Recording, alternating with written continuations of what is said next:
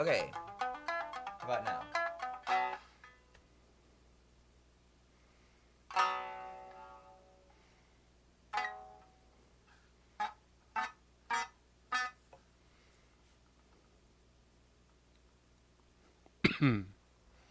This should be good now.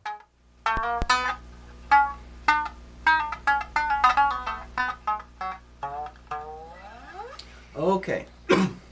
So for some reason the... Oops. Good. Oopsie.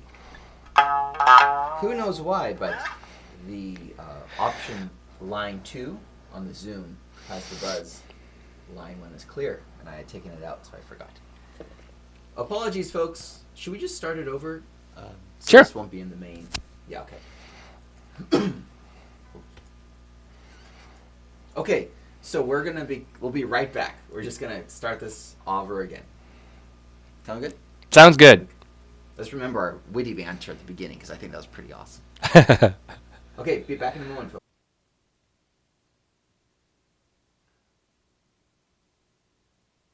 Oops, that means it's carrying on. Oops, sorry.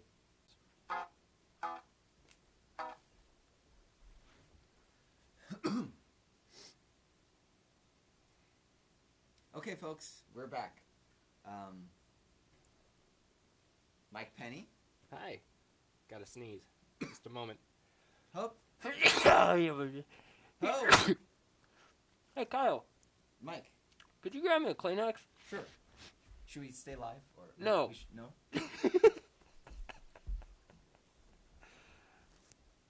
Oh, God.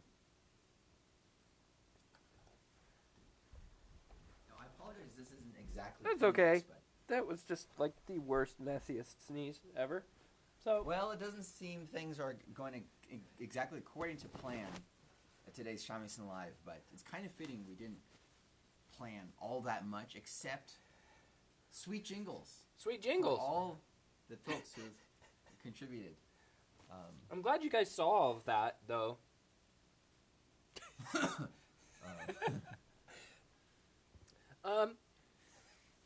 So Ken needs one after that sneeze. As for the Winston Churchill-esque speech that I had planned, we'll find him on the beaches. There you go.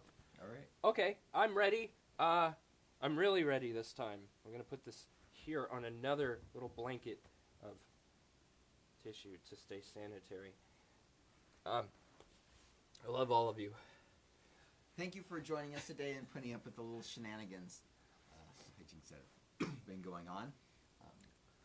Indeed. We're ready to go. We're ready. Should we start with thank yous to everyone who donated to the GoFundMe to bring Mike out here? Thank you.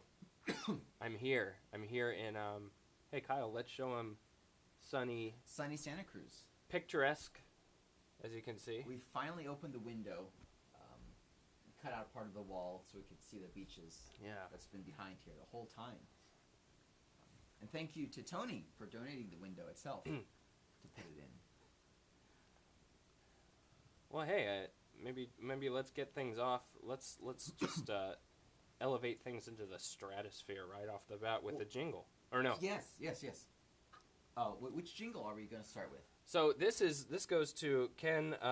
Ken, I met you at Shami Camp in Tokyo, and I apologize. Is your last name pronounced Peltier?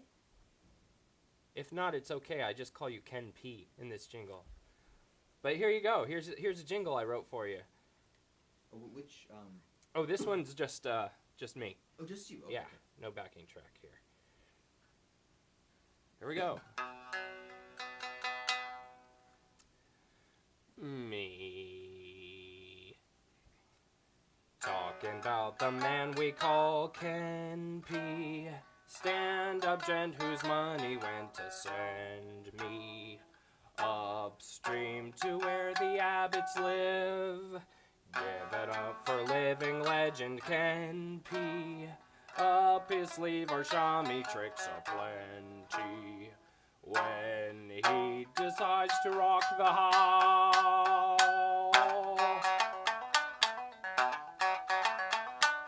Ken! 10 out of 10! Thanks, Ken. That's for you. Yay! Yay, Ken, and yay, Mike. All things are great. All right. So, I thought to warm up, we could just, I just want to make sure. We're going to sprinkle the other.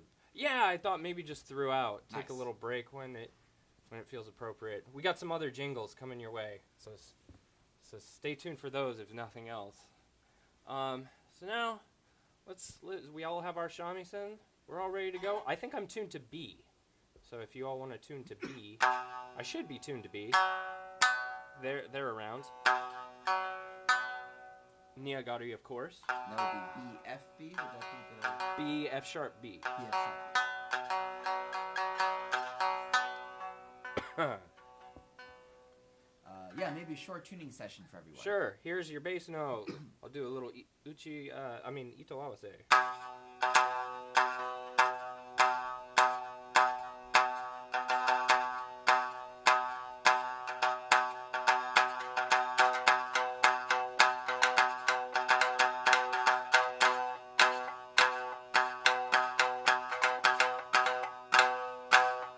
Okay.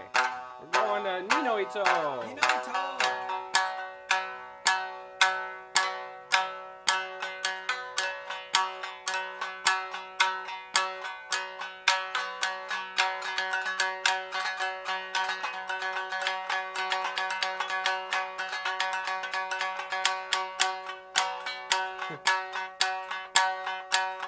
Okay, and to San no Ito.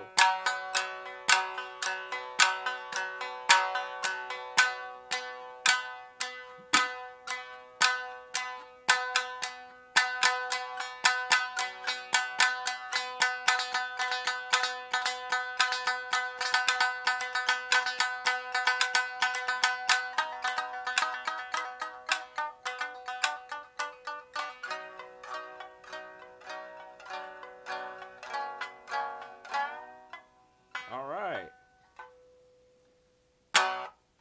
Excellent. Okay, so I thought now that we're all tuned up, let's do a little bit of this.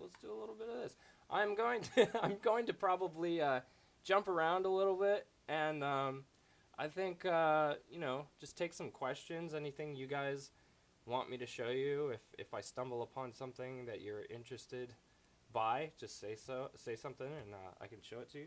So some of this stuff obviously may be advanced. I don't know the playing level ability of everyone who's watching right now, but this one I'm gonna do a little right hand exercise that I like to do in 7/8, and so. Oh, just one thing. Yeah, sure. Whenever you'd like to switch to Dokkan, and I'll. Oh, okay, yeah, probably now would be good actually. This is just well.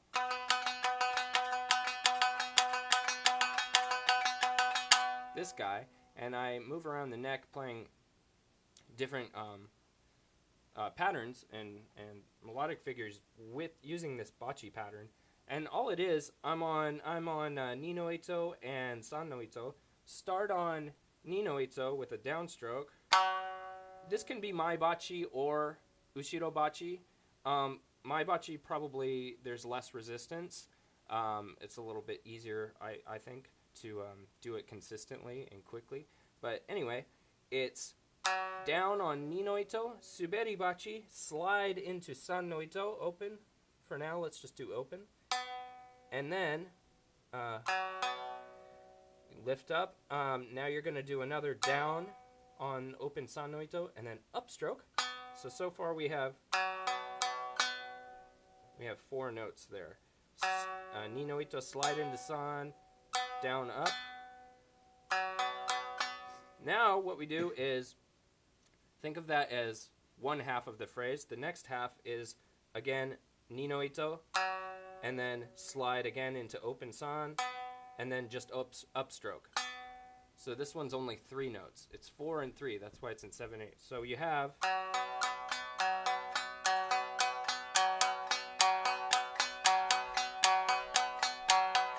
let's start a little slower maybe. 1,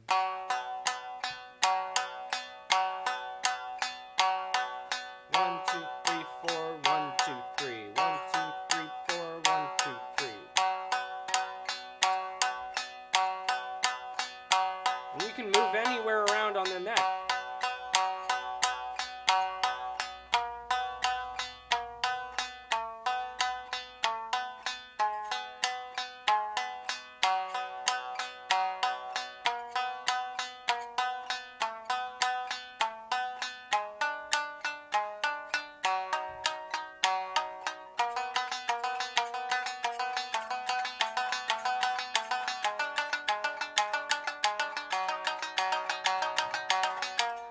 And so on. Let's just keep that going for a minute. You can obviously go with change strings and do ichi and ni no ito, same pattern. Just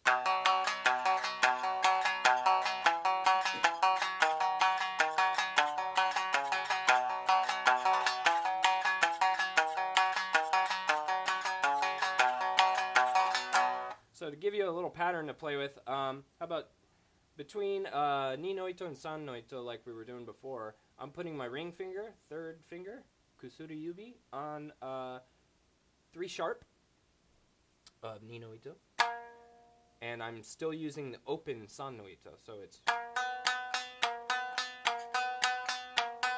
and I do 2 full patterns of that, so 1, 2, 3, 4, 1, 2, 3, 1, 2, 3, 4, 1, 2, 3, and then I switch to middle finger on 3.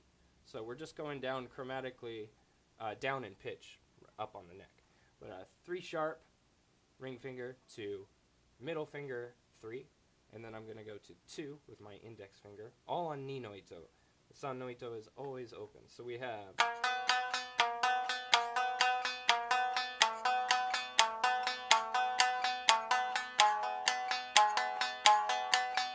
and then open, and then start again.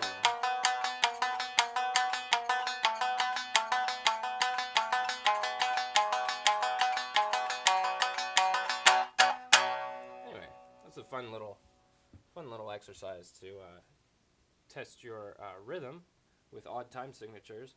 That's kind of a Balkan, Romanian, or Serbian, Bulgarian, a Balkan common time signature, and you can just play around with it and come up with all sorts of melodic patterns. You can do it down here.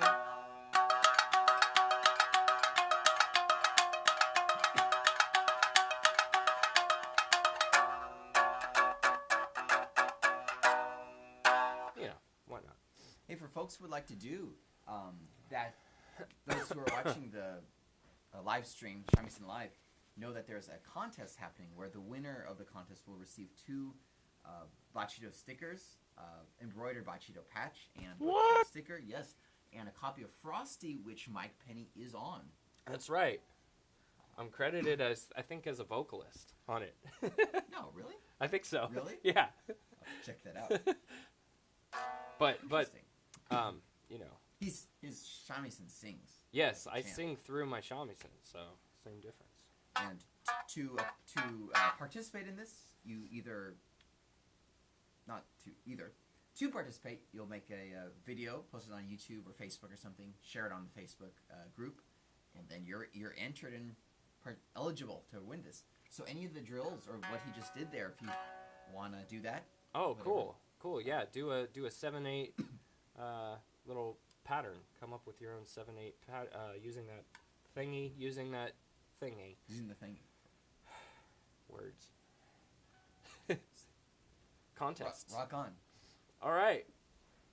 Cool. Yeah, I thought I'd go over, some of the idiosyncratic weird stuff I do, because you can get tons of videos, thanks to resources like Bachido and others, and YouTube. You can get traditional tutorials for days. But, so I'm going to go over some of the stuff I do that's not readily available. So one of those things, I like to mess around with harmony a lot, Western harmonies. A short little sort of blues turnaround with some counterpoint in it. I wanted to show you guys to give you just a little little fun exercise to play. This one.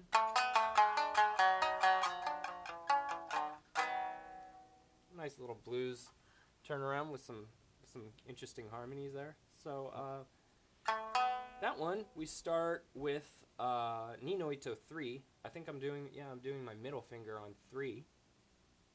Ni no Ito. And then I play open san.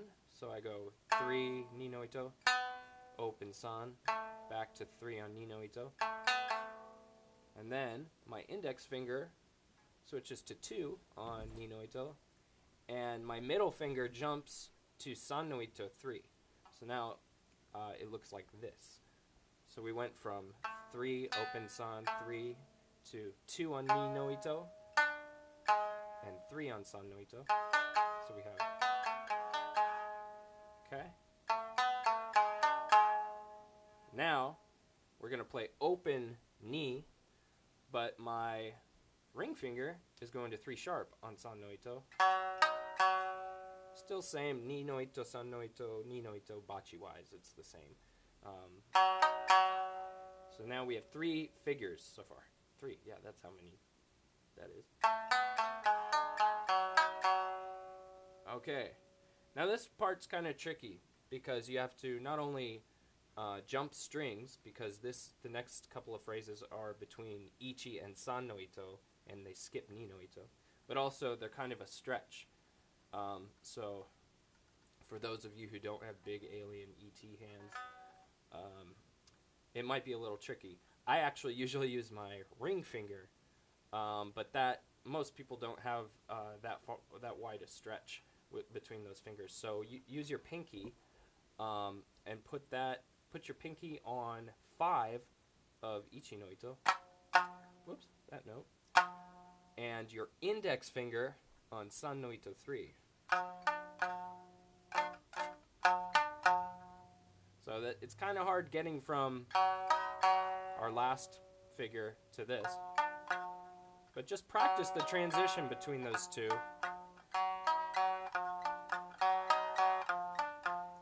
Okay, so now we have this. Oh. And I just want to make a quick point. Looking at the back of Mike's hand, stay where you are. Note, when he gets that stretch, look and see where his thumb is. Oh, good point. That's right. Yeah, I lower it, actually, a little bit below the curve, where the neck curves, just below it. That way I can flatten my hand more, which gives me a wider reach. So, yeah, you don't have to maintain traditional shamisen technique where your thumb's around here.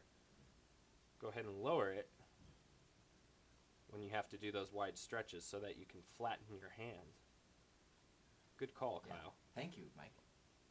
So, we just played 5 on ichi no Ito and 3 on san no Ito. Now, this part's not too bad. If you can get that stretch, all you have to do now is move the hand from 5 and 3 to 4 and 2. Ichi no Ito, san no Ito. 4 on ichi no Ito, 2 on san no Ito. So we went. Same. Jazz asked if you could slow down. Oh, sure. Yeah. Sure. Sorry, guys. Yeah, I was wondering how to approach it today because I know a lot of what I'm going to be showing is pretty advanced. So, yeah, you guys keep me on task if I'm moving too slowly or too quickly. So, let's back up and go to from the top. Again, we had your 2 notes are Ni no Ito 3 and open san. And the pattern with the bachi is just going to be going ni, san, ni. So we have, okay? That's your first. Okay, the next one, you're going to use a different finger on Ni no Ito. It's going to be your index finger. And instead of an open san no Ito, you're going to be using your middle finger on 3 of san no Ito. Same bachi pattern. You're going ni no Ito, san no Ito, ni no Ito. So, between those those two first figures, we have, okay, and the second one.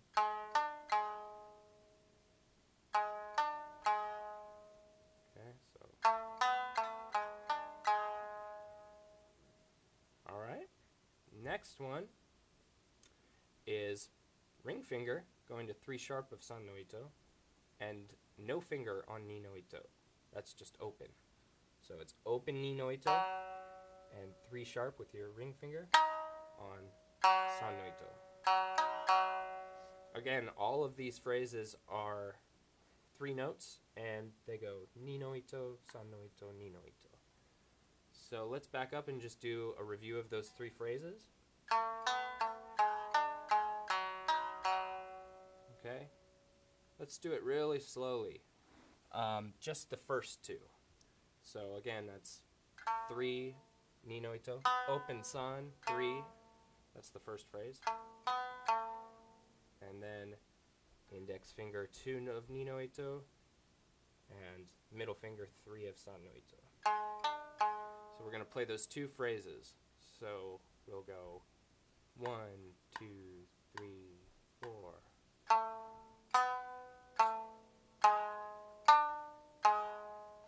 Just go in between those 2 phrases.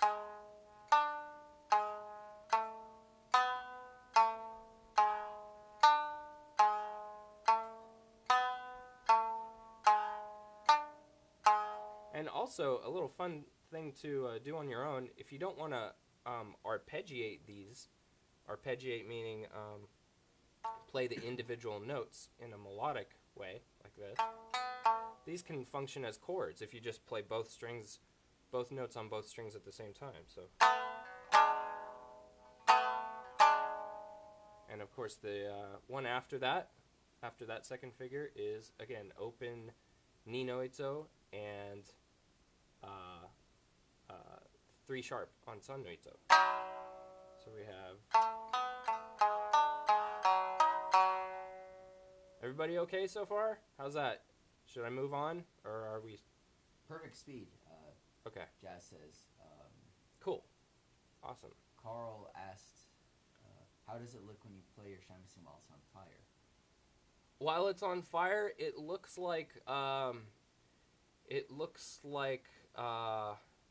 what does it look like? It looks like a brand new dawn for humanity. And on that note, we all know that the akatsuki actually means dawning, or dawn, in the Japanese. So you can experience playing a lit shamisen, which I guess is the new word for awesome or cool or hot stuff. This is lit. Yeah, that's kind of what I envisioned when I created the term. But yeah, that's a good translation. Mm-hmm. So literally can play a lit shamisen all the time with your new akatsuki shamisen. Oh, that's nice. It's perfect place. I'm glad you brought it up, Carl and Mike. Yes. Rennie. Brand new dawn when you play the akatsuki. All right. That's going to be a callback throughout this, because I have that phrase is going to come up at least one more time later on when I sing Lorraine's jingle. So stay tuned. Oh my. For that. Yeah. Okay, where were we? So we have 3 figures, right? We have, and we ended with. Okay, now we're going to switch string pairs. That was all between ni and san no ito, of course. Now this was the tricky, stretchy one where you might want to lower your thumb on the back of the neck to just under the rounded part, so you can flatten your hand and perhaps achieve this stretch, which is between 5 on ichi no ito with your pinky and 3 on san no ito with your index finger. Again, this is how it looks. There are probably lots of photos. I think there are lots of photos of me stretching my hand like this. I tend to do it a lot. So that's all I'm doing. I'm lowering my thumb under the back of the shamisen. Sorry. Yeah, I think you guys saw that. And then I'm just playing on the flats of my finger, the fingertips, That's a good point. Yeah. Traditionally, on shamisen, you're trying to stay on the nail or trying to round, have more of a piano technique where you're curving your finger to be on top of the note. When you do these long stretches, I find it helps to flatten the hand, and so you're actually playing on the flat part of your finger, there, as opposed to curling and playing on the tip. So that's what I'm doing here. So that's our next phrase, 5 on ichi no ito and 3 on san no ito. And then, if you manage to get that stretch, the next one shouldn't be too hard because it's keeping the same distance between your fingers and just moving it 1 degree. This is 5 and 3, but I'm moving it to 4 on ichi no ito and 2 on san no ito. That's the next figure. So again, we had 5, 3, 5. Now we're doing 4, 2, 4.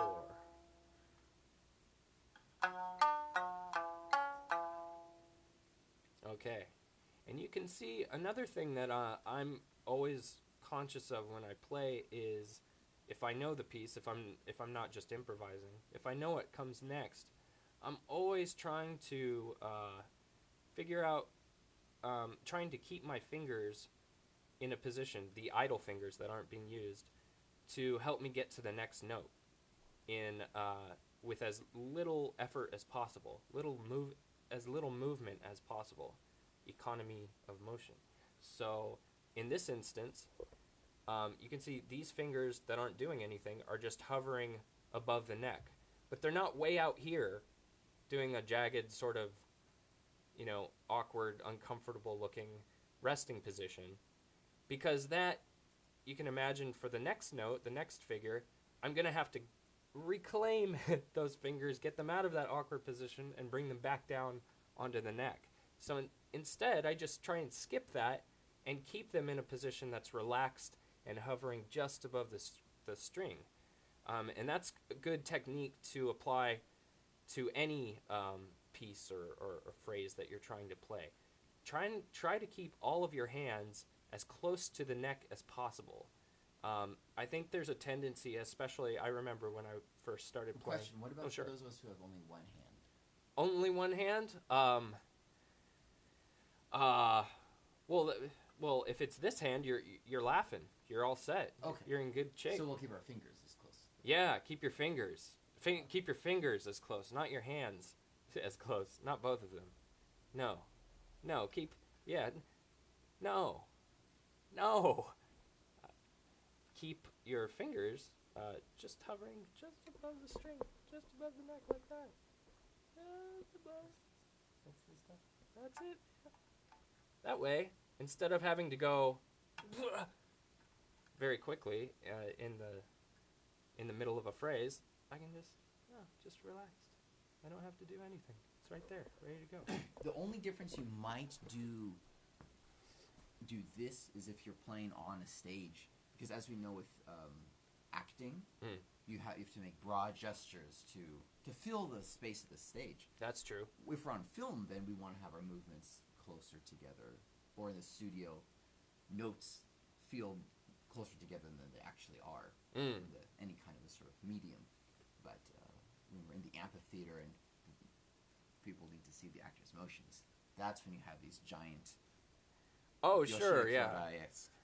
Right, yeah. There's a showmanship element where you're trying to make big motion, but in the context of sort of more technical fleet passages where it's you're trying to play quickly and accurately, try to keep the fingers close to the fingerboard. For instance, if I'm playing a phrase like just some little, chromatic thing like that, I'm not going to have these 3 fingers way out here and then coming down each one. There's no time for that, so I have to have them already lined up and just hovering above the note. I don't know why you'd ever play that phrase. It's not very musical, but but just as a little exercise. When you're at a party, you have your tricks. Okay. So where were we? Sorry, that was a little digression. So that was my bad. No, but that's a good technique to keep in mind. I was half joking though. But there's a half truth. It's a half truth. What's a joke? Well, about when you're... Well, it is partially true when you're at a theater and you do make broad... Lorraine knows what I'm talking about. What's a theater, though? A theater. Oh, a theater. Oh, yeah, sorry. Gotcha. And then you need to have broad gestures to express the emotions and such. So imagining that with shamisen, having the broad gestures as you're acting with the instrument. Yeah. But that was kind of a half-truth, because even though the sentiment is true, with shamisen I wouldn't think it would apply. It's probably for any time you want to be as close. Well, sometimes, for maximum effect, I like to actually set the shamisen down in a chair and run to stage left or right, and then run over and play, and then run back to the opposite stage, and then run back over for the next note. The crowd goes wild for that. You sweat a bit more, but it's worth it. Fun fact. I think we're done. No. The proest tip of the whole... That is the proest tip. So, okay, where were we? So we had 5, 3, 5, ichi no ito, san no ito, ichi no ito. Is everyone gone? No. 17 people. Oh, good. Hello, 17 people. And then we had 4, 2, 4. Okay, now, that whole digression I made about the fingers being so close to the fingerboard is because your next note, if you are using that technique I talked about keeping your fingers just above the notes they need to go to next, your middle finger goes down on 3, right where it happens to be hovering, 3 of ichi no ito, and plays it, and then we play all 3 strings as a chord for this one, and the other 2 strings, ni no ito and san no ito, are just open. So we have 3 ichi no ito, and I'm playing that with my middle finger because it's convenient to do so. 3, and then open ni, open san. That's a little minor triad there. Minor third, 5th, root. And then, for the final note, we play another chord, but this time, ring finger on the next note over 3 sharp. So we just went from this note, 3, and open ni, open san, to 3 sharp, open ni, open san. So all together, we'll back up and review, but all together it should sound something like...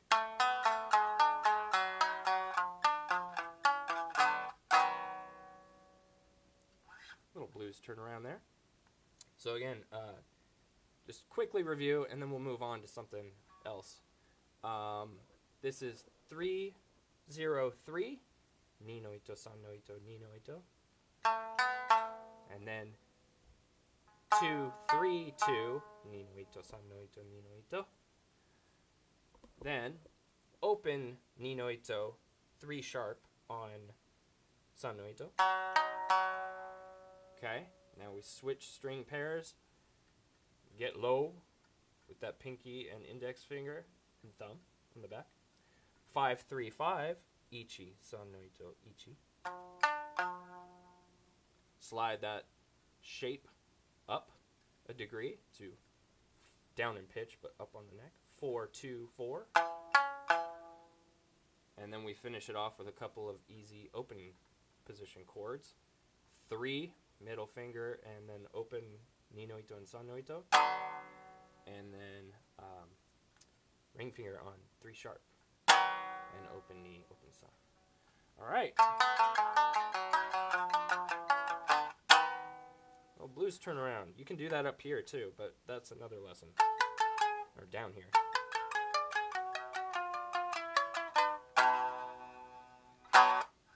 Okay. Any questions? Oh, Carl says, not a question per se, but he says, note how Mike repositions his thumb for each part so the amount of stretch of fingers gets as minimum as possible. True. True, Carl. It's true. I guess, yeah.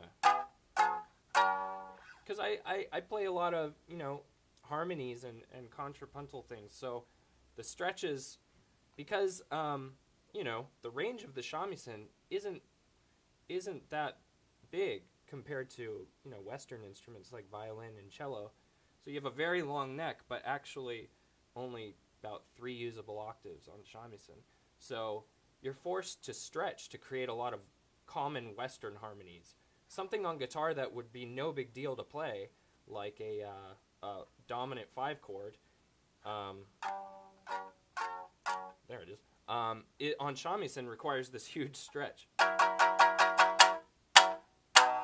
So in order to achieve that, I have to position my hand differently, and I've been doing this for years now, so it's kind of second nature. I don't have to think about it as much. But I would say the key for anybody who's just delving into it is practicing over and over the transitions.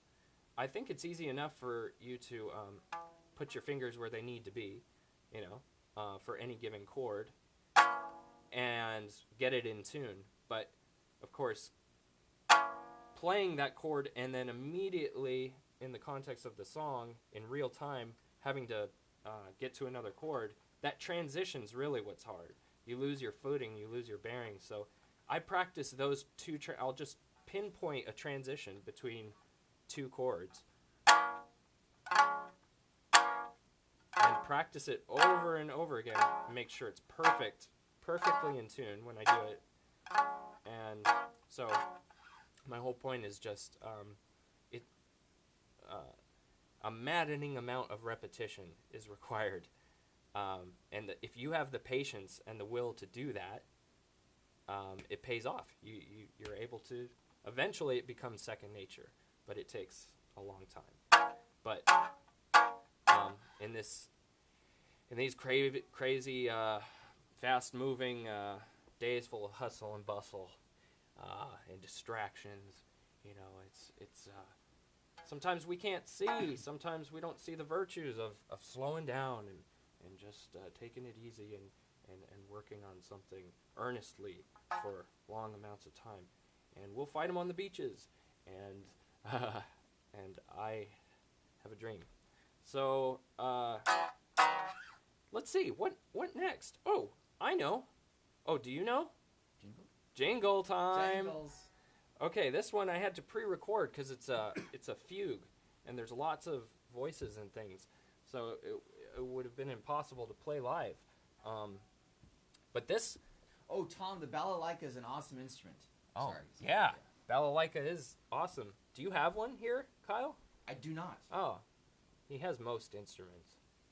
There's an accordion under a little desk in the corner. Oh, yeah, that's an accordion. That's an accordion. Do you play the accordion? You play the accordion, right? No, not really. Not really. I have in the past, but I don't anymore. Do you want to now? No. No, okay. No, but thank you.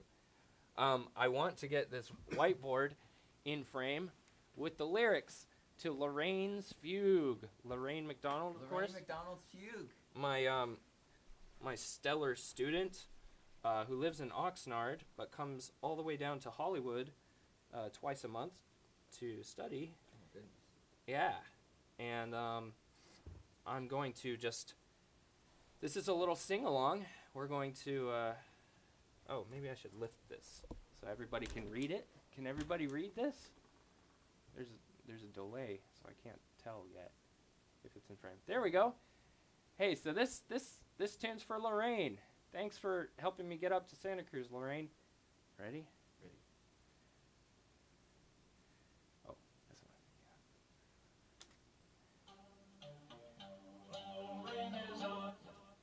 one. Here we go.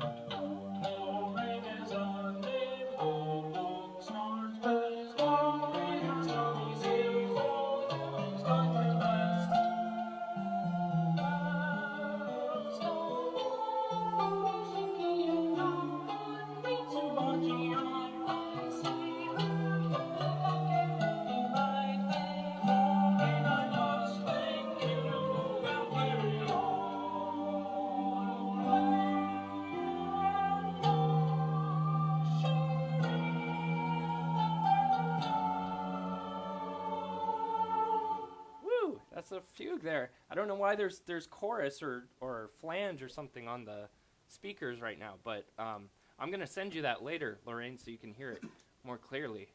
Oh, I forgot to turn those off. Oh, it's all good. It sounded kind of neat. Can you hear it one more time, just for everyone's Okay. posterity? That's right. Lorraine is a name, Oxnard's best. By her shammy skills, all humankind's been blessed. The bomb, Furoshiki, and all one needs to Bachido. I say her Unikake may be my fave. Lorraine, I must thank you and carry on. Play and usher in a brand new dawn. All right. Life. Yay, Lorraine! Mike Penny! Hey, I'll show you how to play that maybe at some point. Lorraine, we could do it. It's a two-voiced fugue.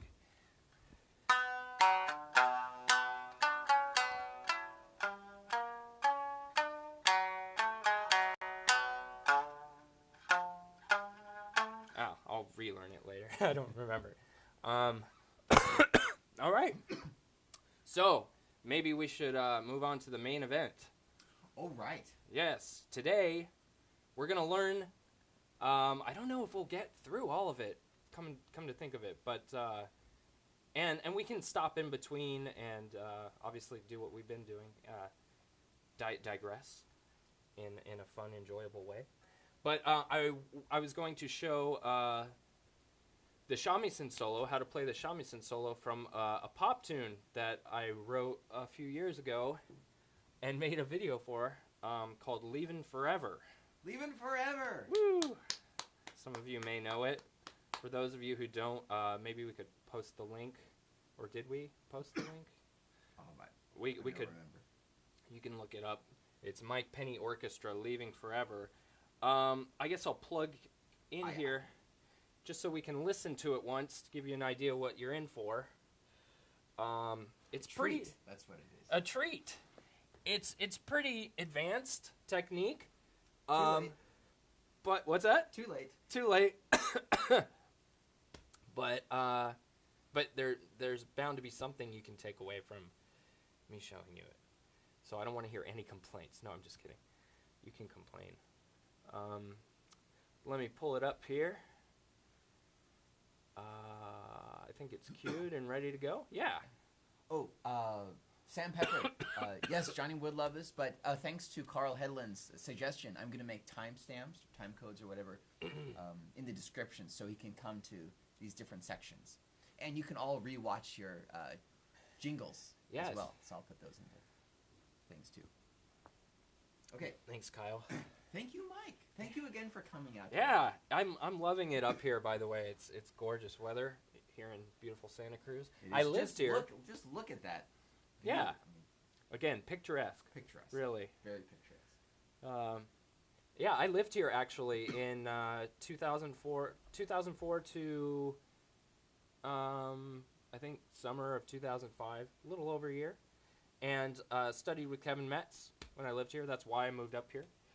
So, and at that time, I would see Kyle playing out on the downtown strip, Pacific Avenue in downtown Santa Cruz. Oh, really? I think I saw you a couple times with banjo and your family playing. Oh, yeah, probably. But I didn't really know you. And I think shortly after I moved back to LA was when you hooked up with Kevin and started playing. Is that right? Yeah, probably. I remember one time when he was teaching at New Music School. Is that what it's called? Oh, yeah. Front Street? Front Street, yeah, It was yeah, on yeah. Front Street, yeah. I think I saw your MySpace page or maybe a video you did or something, so I knew of you through that.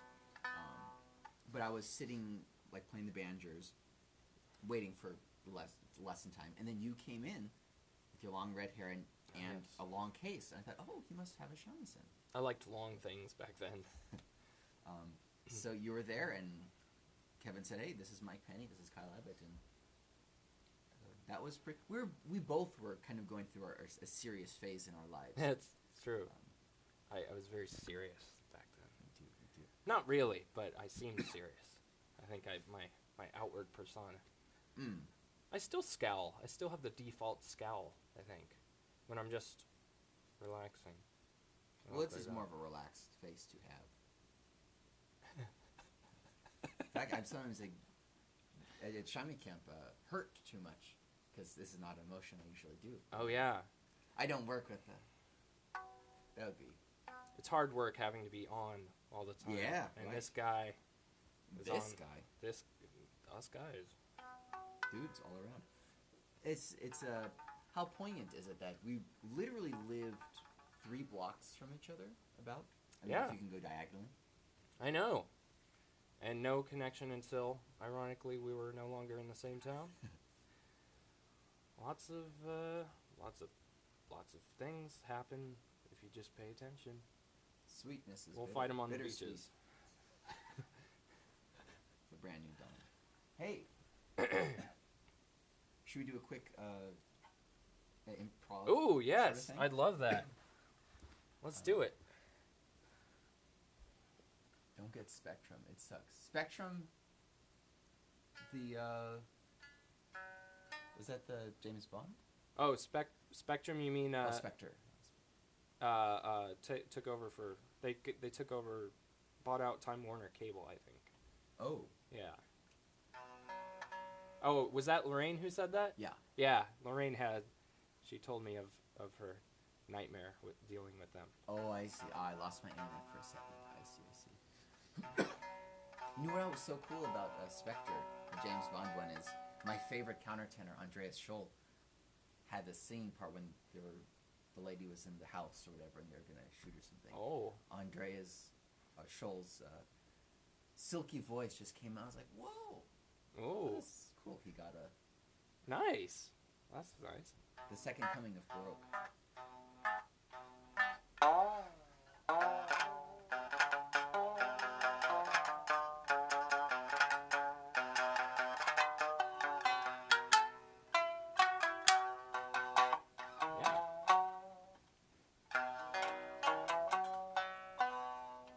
Here we go.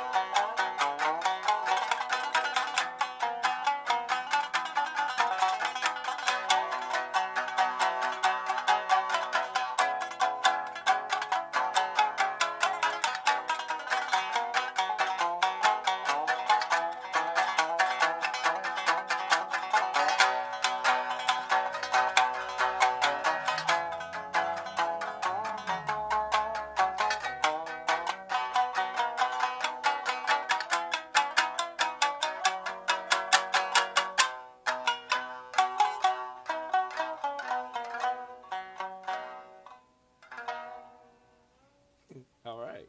Wow. When was the last time we actually just played together? I think Japan Fest in Georgia. 9 months ago? Yeah. First time in 9 months. First time in 9 months, right there. We didn't even play yesterday. No. We talked about playing. That's what we Thoughts? like to do. We like to sit around and talk about playing. Oh, man. A sharp. A sharp, you can't. It's the people's key. You like playing A sharp? Well, you know, anywhere people go, I follow. What about you ever just pop a little accent on that A sharp?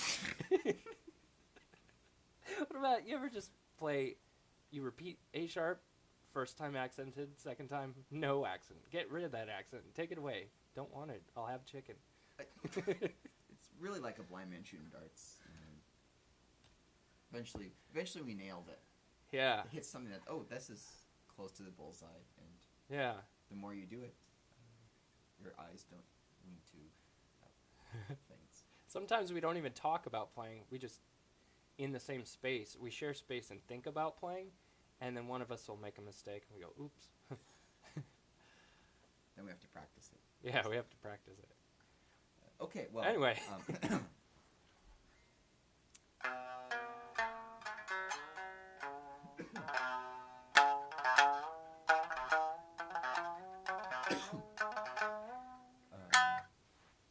All right. Do they check it out when put on Snoop Dogg as well? Do they check it out when put on Snoop Dogg's as well? Oh, I see. Going. Oh, y'all are talking Y'all are about talking. something that we aren't privy to yet, I guess. Okay. That's Stuff. Oh, Anthony, yes, we were in Georgia last September for Japan Fest, and we're going to be going back to Georgia September 16th and 17th, or 15th and 16th for Japan Fest again. If you're in the area, please come on by. yeah. We just arranged, actually, a dynamite set list Yeah. featuring some fun covers with taiko, string quartet, and rock group. In a rock group, yeah. It's going to be quite the production. I wonder if they'll film it. I hope so. I asked Yeah. for. Did they film the last one? No.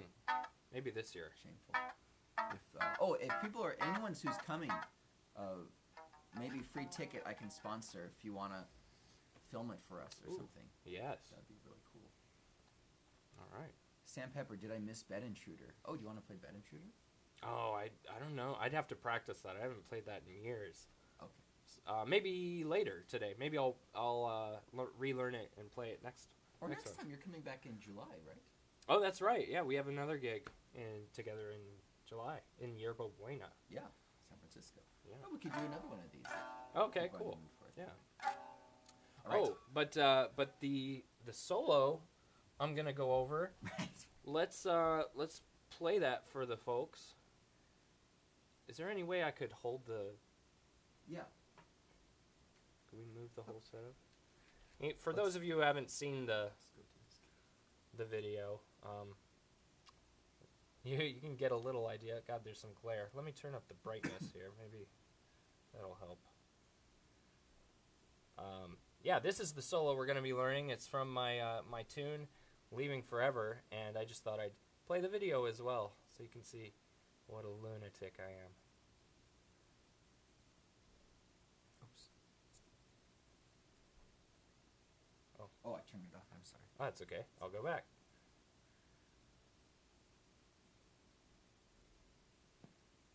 We on? Yeah. Okay. This should be around. That's Mark Thornton dancing. Mark Thornton. And that's Adam Station.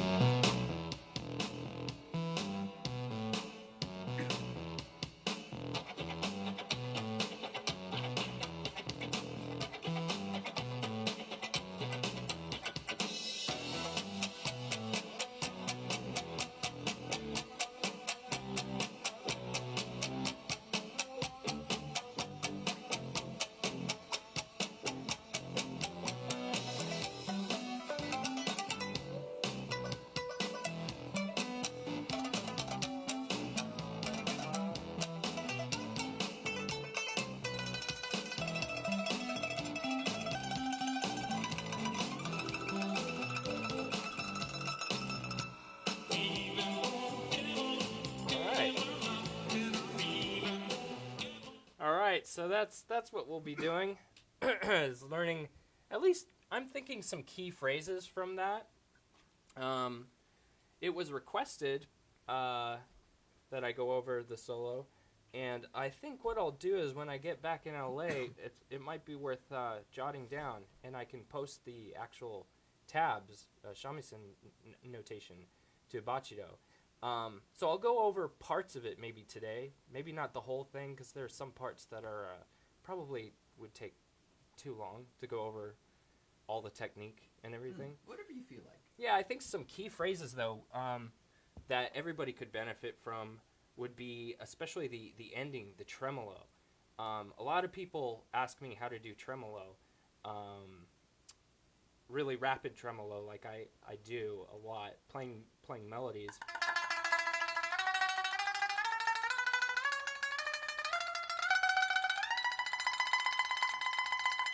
Stuff like that. And it's tricky to describe because what it probably looks like, if we wanted to maybe go the bocce cam here, what it may look like is that I'm just rapidly going up and down, which is one way to do tremolo. There are a few different varieties of tremolo, and one is just the straightforward, very quickly down, up, down, up, down, up, in which you're relying on your arm, your whole arm, to go up and down very quickly.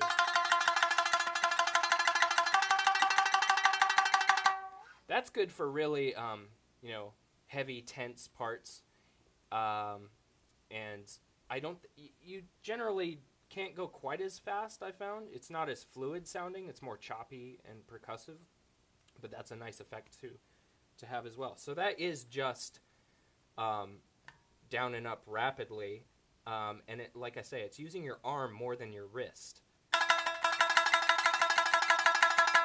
Okay? But in this piece, in this solo, the tremolo that I'm doing is actually using more of the wrist, which allows me to go even faster, and it keeps the note that I'm holding better sustained, and it makes it sound like more of an unbroken note. So for that, what I'm doing is, it's probably best to just show you a few different angles.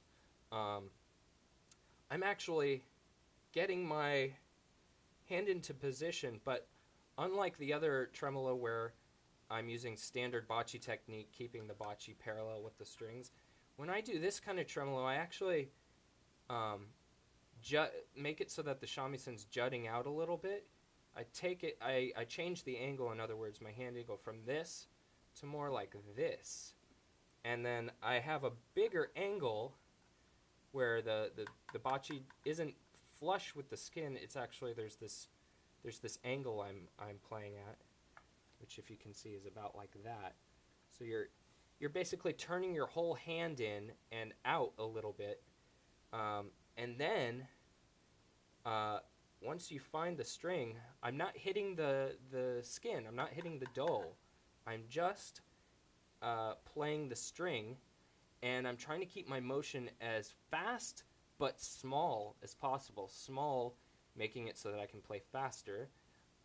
So I'm just finding the string, and then I'm still going down, up, down, up, down, up, but in a very small way, and I'm using my wrist to control that, not really my arm.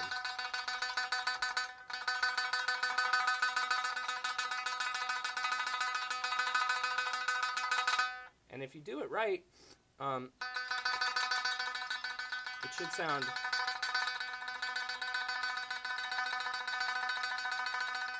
pretty even and not unbroken. And it allows you to, on an instrument like this that doesn't have much sustain at all, it allows you to come as close as you ever probably will to playing a long note, like violins get to do, and we're jealous of.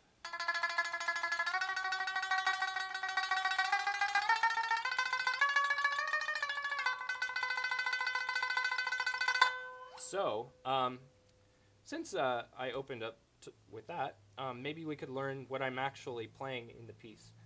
The tremolo phrase. Oh, excuse me. Oh, sure.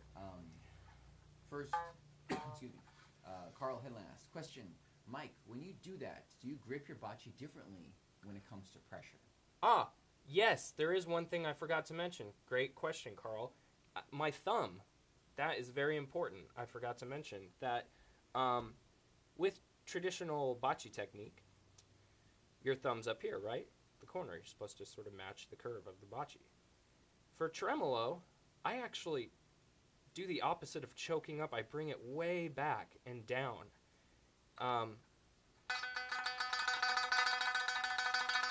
So my thumb is still matching. It's still hanging off just as much as it would be here. It's the same. I'm still on the edge of the bachi, but I'm basically going to where the bekel would meet the base of the bachi. So I'm bringing my thumb back, and it's just because of leverage. It just it may be different for everyone. For me, because of the awkward angle, this angle as well as the angle and position to the strings, it helps me. It gives me more leverage to be back here and to go faster. Maybe it's because my whole hand becomes more compact, scrunching together, and then I'm just shaking it very quickly, but you can see my hand's not moving that much. It's not crazy all over the place. It's very small motion, but fast. So, yeah, I find that moving my thumb back just gives me better leverage. But try everything, because sometimes if I'm playing, for instance, more up toward my bachi, I may want a different tone and might bring my thumb closer to the edge of the bachi, towards the top of the bachi. But yeah,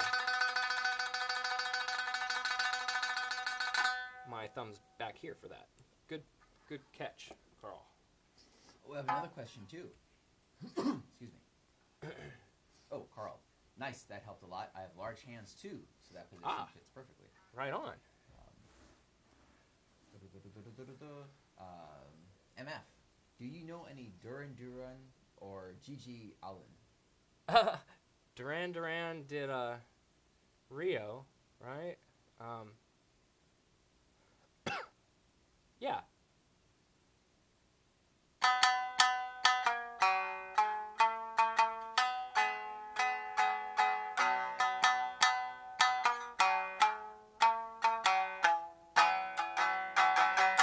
That's just off memory. I don't play it, but that's the chorus, right, of Rio.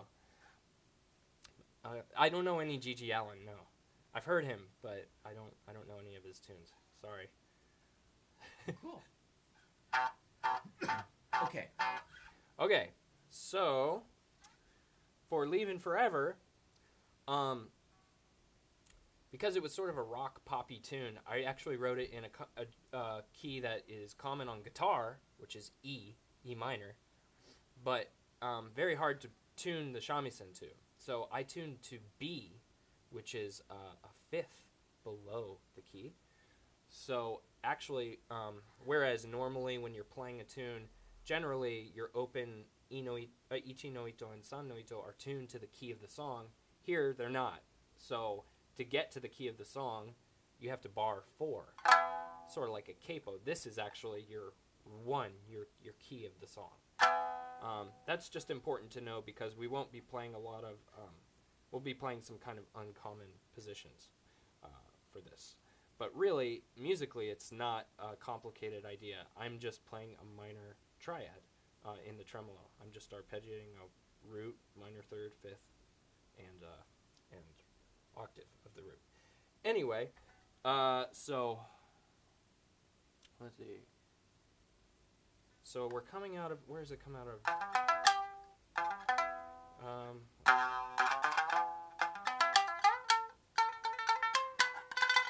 That's where it is. So it starts on, the tremolo part of the solo starts on 10. Okay? And I'm on my index finger on San no Ito. And like when you, like a traditional technique, when you play on San no Ito, you try to play on the nail. It really helps here too. And I'm doing vibrato as I do the tremolo too. Vibrato in the left hand, as you can see. Which, Kyle, last night we were talking about how to describe vibrato. Yes, indeed. Maybe this would be a good time to do a quick review. Kyle had a couple excellent ways of describing what you're doing when you're trying to use vibrato in the left hand. Right. This was kind of just stumbled upon with my students because, as you know, sometimes vibrato is a hard thing to describe, you know. those who are doing guitar, you'll see them move it this way to bend the note, or just press down, up and down. Like pulling the strings down like you would on guitar, bending the note. Mm-hmm. Violins get a little closer to it because it is a kind of a rolling motion. But even then, it's still a little too firm, I guess. Really kind of digging into the board, which is not what we want to do. It's a very loose kind of motion. Yeah. So what I stumbled upon and explained to the students is, or what they took out of it is, what was the... Oh, yeah, the maneki neko. Maneki neko.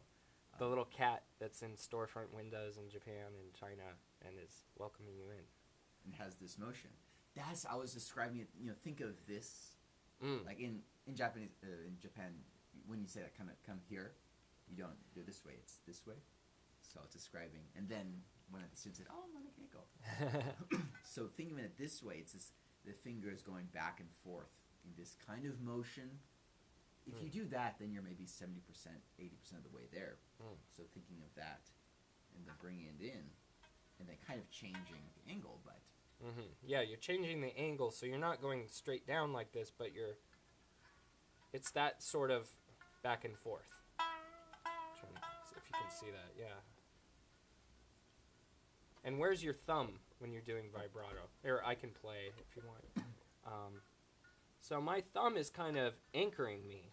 You can see my thumb's not moving, and that allows my hand to pivot like this. And I'm just giving it, just kind of throwing my weight like this, just very gently. The weight of my hand, and letting gravity kind of do the work. It's like a relaxing shake-off, like when you go like this and loosen up your shoulders, but for your hand.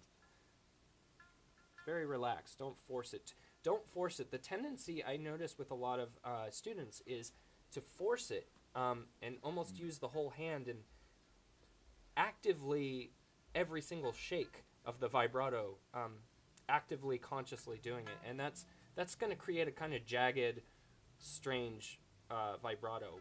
So it should be more or less a separate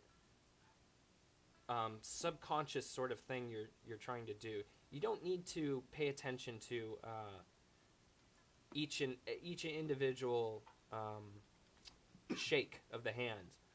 And it's not connected with the timing, right? Right, yeah. The right hand in the rhythm of the song is potentially completely different. And that's what you should be focusing on, is staying in rhythm in the right hand and in the context of the song. Because the vibrato, let's say the tempo is this in a piece. Okay? And the phrase is... Okay? Let's just take that as an arbitrary phrase. I'm not going to try to match the vibrato necessarily to that exact rhythm, like...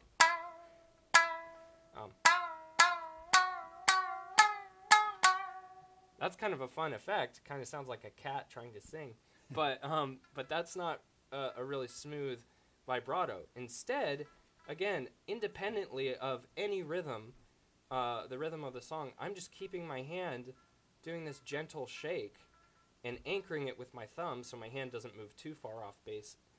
And it's sort of like a needle hovering just on either side of 0. It's like 0 being the note that you want. 4 in this case on San no Ito. So imagine 4 is 0 on this little gauge, and this needle is the vibrato, and it's going on either side of 0, but not too far. It's just equal parts on either side of the note you want to suggest that note. So even though I'm going above and below the note, it creates the sound of the note you want, the note in the middle. So for that phrase, which was whatever it was, you can see my hand isn't moving really in any relationship, coherent relationship to the rhythm of the song.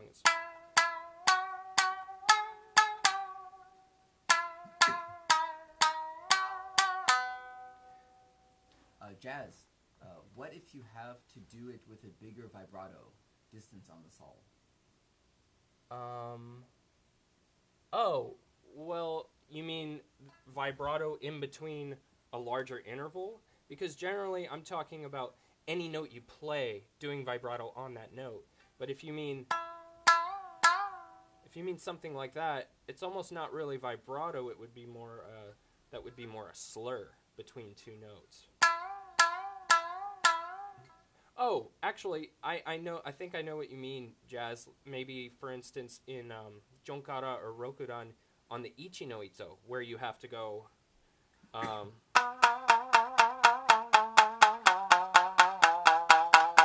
Those types of phrases where you're actually going in between two notes. In that case, it's the same principle. I think it's independent of rhythm. It's how best to describe this without getting too confusing. When I'm playing, for instance, what I just played was going in between 9 and 10 on Ichi no Ito. I think it's determining what your principal note is, the main note you're trying to play, and then your sort of wavering vibrato note, which is 9 in this case. My main note is 10. The phrase, if I played it without any vibrato, would be, right, just 10. 10s, but I'm going between 9 and 10 for that watery, liquid sort of vibrato feel. And that is a little more restricted by the rhythm. That is a little more adherent to the rhythm of the piece. And for that, I do actually have to pay attention to the rhythm of the piece. And the vibrato is different for that reason. It's not going independently like we were just talking about with the melodies. For those kinds of phrases, which is actually part of the solo in Living Forever when I'm doing the Ichi no Ito stuff. Yeah, I would just try and keep your hand really loose, and you can. And actually, I think if I slowed down how I'm playing, I'm shifting weight based on which note I'm going to. I think if you saw it in a really exaggerated, slowed down way, for me, I'm sort of, the weight of my hand is going either towards 9, and I'm changing more to that, or more toward 10. In a very, it's not that exaggerated or pronounced, but I think it might be helpful to think about it that way. I don't know. I think the key is just staying loose, staying very loose and relaxed, and not tensing up and trying to make sure each shake is right on, because it'll sound awkward and forced. It's like when you're sprinkling salt on the fries, you want an even mixture. Yes. Just do this gentle shake across. Right. Not so much that. Yes. Unless that's Parmesan on a pizza. But then it gets clogged. Unless it's Parmesan, folks. Always, okay. Can we just keep that disclaimer in mind at all times? Unless it's Parmesan. Don't hold us to it. We said, unless it's Parmesan, all right? Jesus. Sorry. Oh, don't get Carl started. Oh. Oh, sorry, anyone, for anything, ever, that I've done. You said Jesus, right? I did. I said Jesus. Sorry. I am not here to blaspheme or do anything. Let's move on. Where were we? Oh, for the vibrato. So we're starting. Any other questions, by the way, before I move on? Is everybody great? Oh, Carl, I'm all about the cheeses. Oh, good. But he already said that. He said that 5 minutes ago. Wow. Wow. Foreshadowing. You feel like some fondue, Mike? Do I feel like some fondue? Oh, but you're not. I don't consume the cheese myself. Are you in a soy fondue mood? Or cashew. Sure. Cashew. Yeah. I love it. Everybody good on the vibrato stuff? Any more questions before I show you? I think that's good. Okay. So the phrase, you have 1, 2, 3.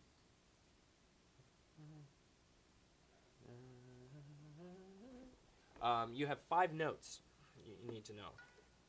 The first is going to be position 10 on San no Ito.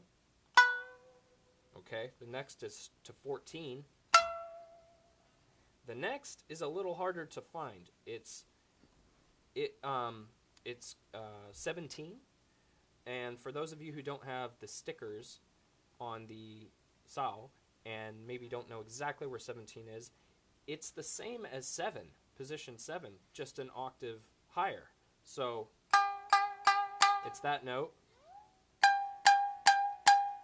So it's the next note, so close to 16.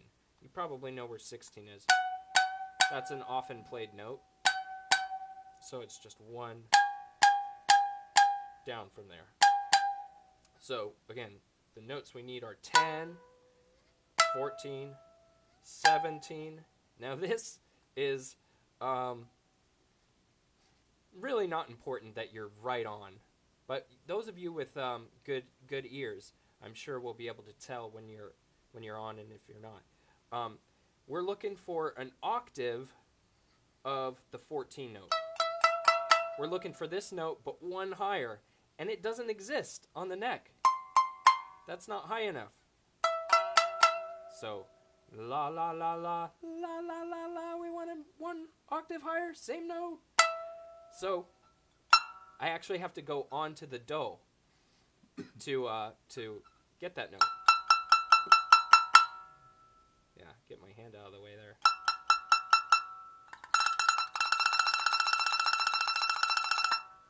Which is fun to find. So you have to use your ear to find that note. It's just, I mean, telling you a position is going to be kind of useless because it depends where your kolma is on the do. You just have to kind of listen for the right note, which is an octave of the 14. But now that we have all those, or almost all of those positions, where they are, the phrase that I'm playing in that solo is going to be start on 10, and then it's going to go to 14, then to 17. Oh, I forgot one note. Sorry. That's 20. It actually does exist, although I don't know if the sao sticker ever says. No, I think it just goes to 18. 18, yeah. So this is, it does exist on the neck, but this would technically be 20 because it's an octave of 10 and open. Okay, so and fun fact, at that place, that's where another harmonic you can do. Oh yes. On all. Everybody know how to do harmonics? It's pretty easy. You just find it. The best ones, the most resonant ones, are on 4. And what I'm doing, actually, a great angle might be to show the space I'm leaving between the strings. There we go. Okay, so my fingers are on the strings, they're touching the strings, but as you can see, there's still space between the strings and the neck. That's because I'm not pressing down on the strings at all. I'm just touching them. And then that allows harmonics. The next best place is 6. Oh, whoops. And you can see sometimes I sort of try to help the note escape and be more resonant by, as soon as I play, lifting my finger off of the string to let the sound lift off. But you don't have to. You can keep it down. So 4 is a good place for that. 6, 10. 10 is probably one of the best.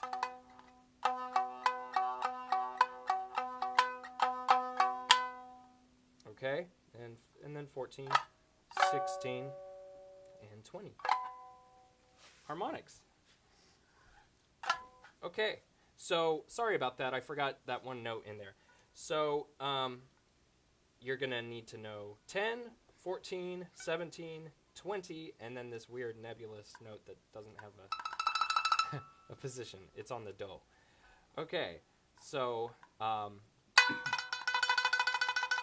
I'm not stopping in between notes with my right hand. So it's a continuous tremolo, and practicing that and getting that a consistent flow where it's not choppy and it's even is the most important part. And then staying on your nail again on the left hand on the index finger of your left hand is important to make those notes really ring out. So it's 10. You can just try that. Just try and get an even, unchoppy flow with tremolo, if you can do it, on 10 of San no Ito. Give that a try. Oh, interesting. It may be a little difficult to just jump right into that if you're not already familiar with the technique, but that's a good thing to try. Just the goal being, it doesn't matter what position you play, but just try and get it even. So like I said, that hand position is everything. The angle, sort of angling it out this way, facing down, turning it out a little bit more from the do outwards this way. And like Carl noticed, my thumb choking back a little bit like that. So we're on 10. And then from there, I'm going to 14.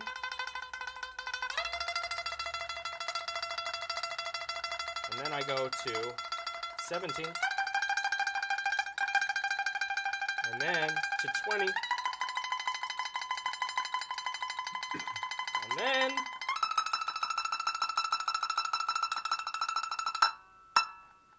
that's leaving forever. Yeah, that's how I end the solo. Obviously, I'm not showing you the rhythms, the time spent on each note, but I think if you can play that, you can figure out about how long I stay on each note. If you're already that far to where you can do this, but you're like, but Mike, when do I switch notes? I think you're probably going to be able to figure that out.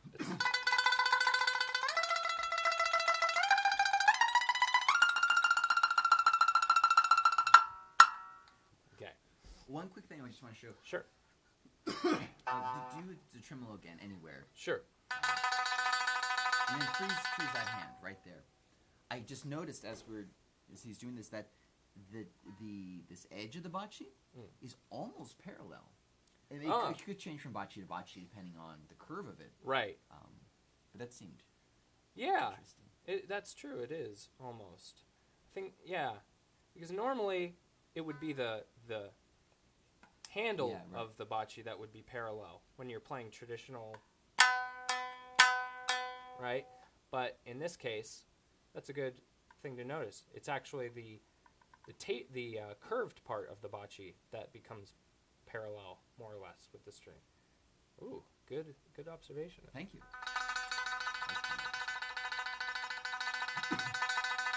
Yeah, tremolo, fun. And yes, this is difficult stuff, I believe. Jacob Sinak says. It's true. Yeah. You know, like a big bowl of intense punch.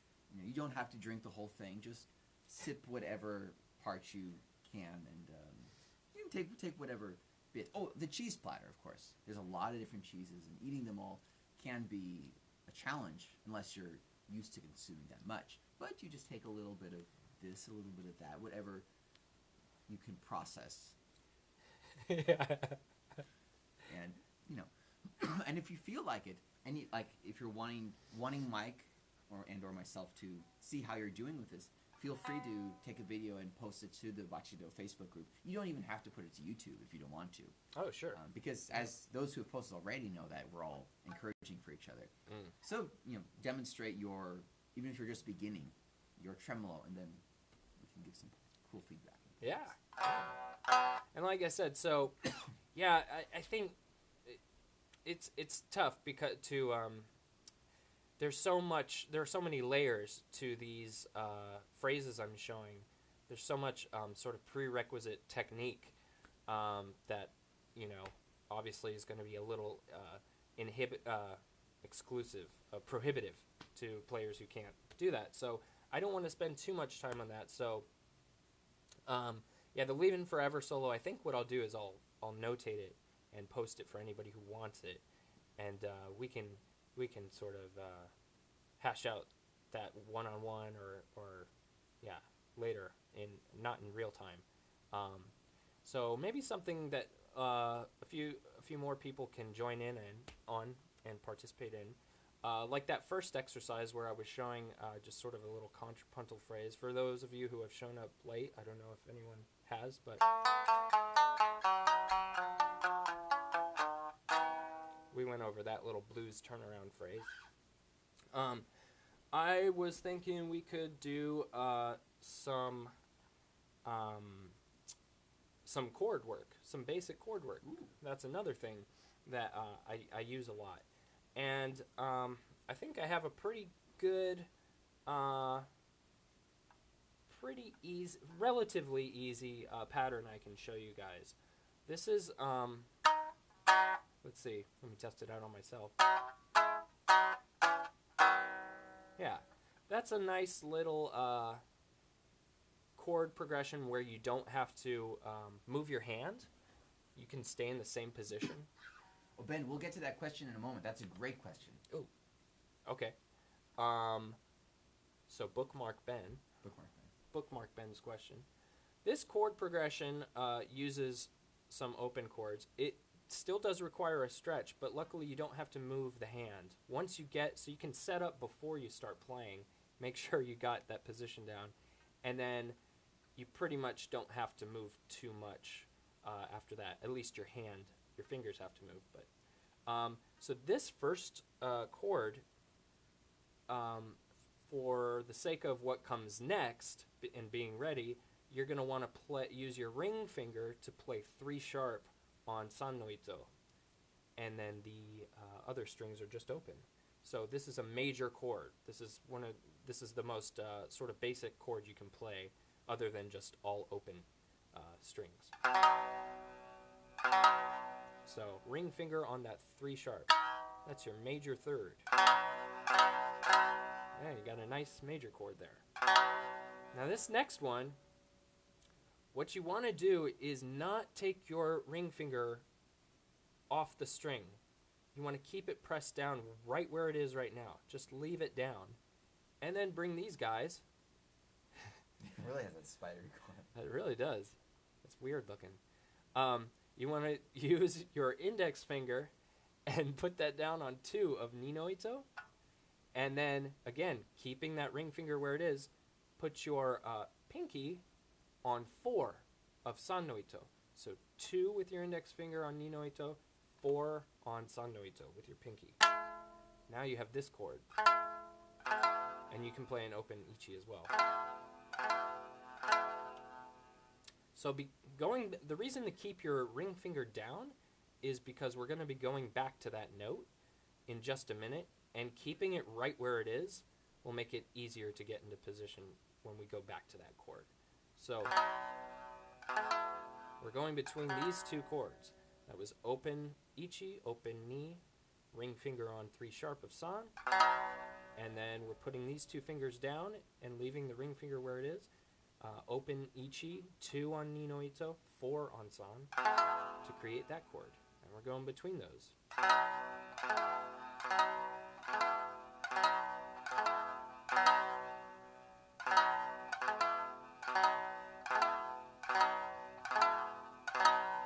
How's everybody doing with that? Should we check in? Any?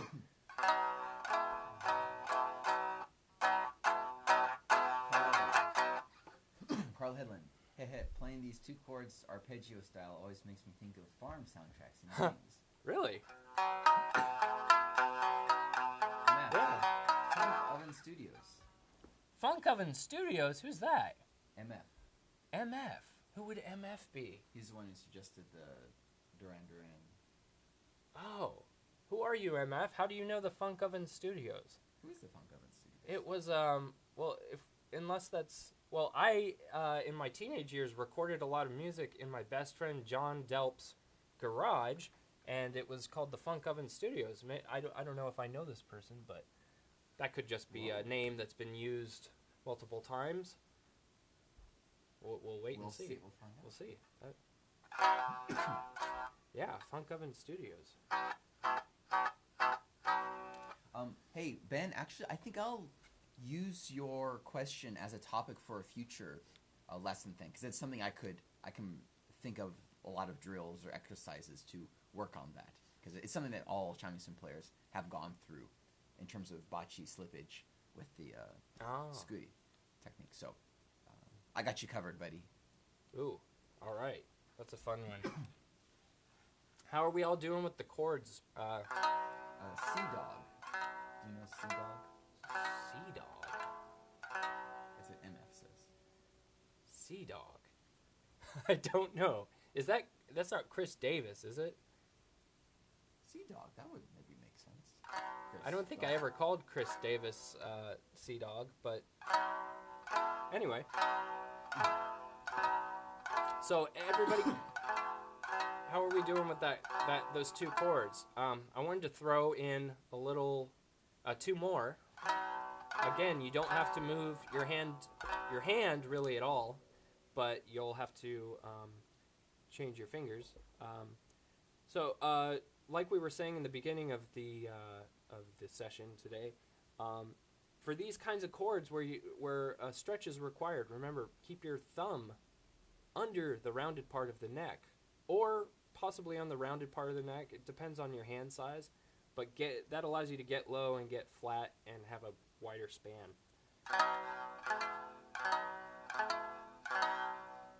Okay, so we have those two chords. The next one, we're going back to that first chord. So that's why it's a good idea to leave your ring finger down on 3 sharp of san no ito, where it was. That way you can easily go between these two chords. So our first chord, that open major chord, this one, and then we're going back to that first chord. So just let off of 2 and 4 with your index and pinky. Okay. Now we're going to put that pinky down on 4 of Ichi no Ito, and we're going to play 2 with our index finger on san. And this one, it's a little tricky. It doesn't matter if you hit that open ni no ito, because it's actually kind of a nice addition to the chord. It gives it a nice color. But if you didn't want to play it, one of the tricks to playing chords is knowing when to mute and how to mute a string. And this can be tricky when your hand's in such a kind of contorted position. But what I'm doing is, so my finger is down on 4, my pinky's down on 4 of Ichi no Ito, and my index finger's on 2 of san, and my index finger is flat across the string, and I have it overlapping over the string just far enough to touch the ni no Ito. Not press down on it, but touch it, and that mutes it so that it won't be heard if I just drag my bachi over all 3 strings. I can play all 3 strings and only hear this note and this note because I'm touching it with my index. I'm touching the string I don't want to hear, ni no ito, with my index finger and muting it. So if you hit ni no ito, that's all you hear. Okay, now the last chord we were on before this chord was the open chord, where we were playing with a ring finger 3 sharp on san no ito. So practicing getting from that chord to might be a little tricky. But work on that. Again, it doesn't matter if you can mute ni no ito completely right now. It's actually, it happens to be a note that works nicely in that chord. Okay. And finally, our last chord is easy. It's just the upside down version of the first chord we learned. I'm going to take my ring finger now, put it on 3 sharp of Ichi no ito, and play open ni, open san. So all that is, it's the same as that first chord, but I'm inverting it, they call that, when you flip a chord upside down, basically.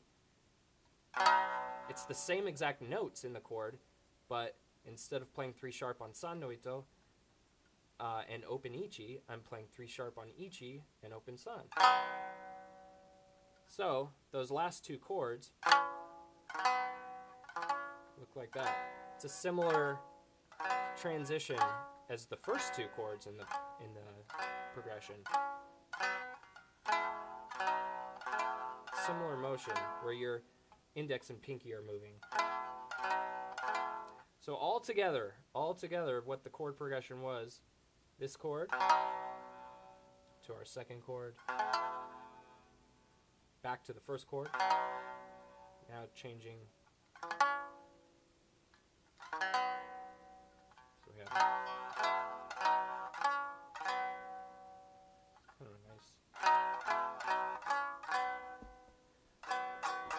nice little major chord progression there, which again, even if you can't play the whole thing right now, if it's a little difficult, working on getting those notes in tune and getting that dexterity, that independence of motion, just practicing transitioning between two chords like that, it really makes you a lot more flexible and nimble and aware of maybe if you're too tense. Because, again, one of the most important things across the board when you play, no matter what you're playing, staying relaxed and not gripping too hard and not tensing up. Part of the reason I'm able to stretch this far, of course I have large hands, but it's knowing how to position the hand for maximum stretch and being relaxed. Even with long fingers like this, if I'm really tense and scrunching up, I might not be able to comfortably go between these chords, but I'm making sure I'm really calm. One way to do a check on yourself that I like to do all the time is just where are my shoulders? If they're up here when you're playing, just check in with yourself every now and then. Where are my shoulders? Oh, it's up here. I'm too tense. You want your shoulders to be relaxed and about this height, always, when you're playing. You know? Any questions? Any jokes? Oh, so actually, when I went to, as I said, we played in Japan Fest in Georgia in September, and I took the red eye to Georgia, left at 8 p.m., got in at like 5 or so. It was an intense flight, not only because of that, but partway through, I think in Arizona, one of the engines blew on the jet. It's not funny. No, it's not funny at all. No. When the engine blew and the captain got on, said, "Don't worry about it. We might get in maybe an hour later, but we still have 3 more engines. It'll be no problem. The propeller thingies, or whatever those are, jet things." So, all good. But then an hour later, another engine blew. Oh, no. 2 engines. Of course, everyone was freaking out. But the captain got on and said, "Don't worry. Maybe 2 hours later will be our arrival time. But don't worry, we're still plenty good to go." Right. The lady next to me looked over and said, "I hope another engine doesn't blow, or we'll be up here all night." Oh. Oh. Yeah. Okay. Well. That's it. That's it. No, I don't know. Is it? Or, oh, we have one more jingle, actually. We have another jingle, yes. We have another jingle. This is for Michael. Michael. What's his last name again? What's your last name, Michael? Zap. Zap. I knew it started with a Z. Excellent. Oh, Ayame. Ayame. Hi, Ayame. I saw Mike with a Shambo. Shambo? What is it? A new creation? Oh, yes. The wonderful... Oh, that's a Facebook message. Oops. Oh. Private stuff. Ayame Vest, a great Sanshin and Juta Shamisen player that I do workshops with sometimes in LA. And who Kyle knows as well. Did you rehead her Shamisen? Her Shamisen.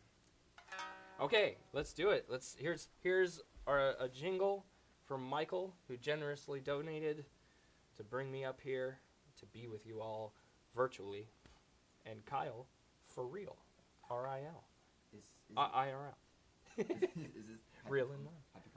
Happy Congo. Congo. Excuse me. Ready, everybody? There you go. What do I say? Oh, yeah. Yeah.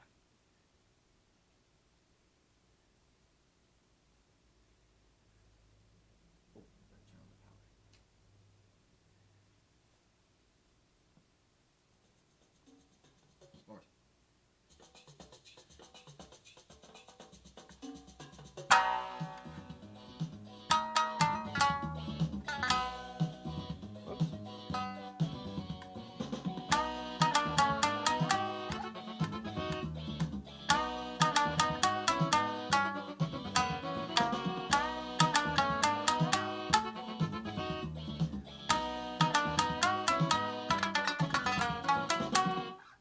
that's it. That's Yeah, right. yeah. Oh, well, Let's do it again. Let's do it again, because I had lyrics. I thought it went one longer. Okay. Here we go. Reprise. This is for you, Michael. Oh, damn it. Oops. That's it.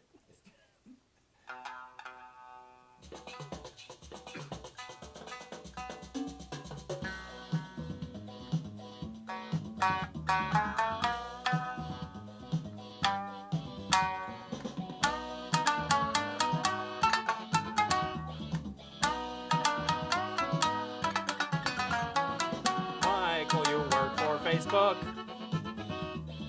For you this tasty hook, 'cause you were nice and donated money to me. That's your jingle, Michael. Thanks a lot for being a player. Yay, Michael. All right. Double Michaels. Hey, what's up? What's up, everybody? Fancy time. Excuse me.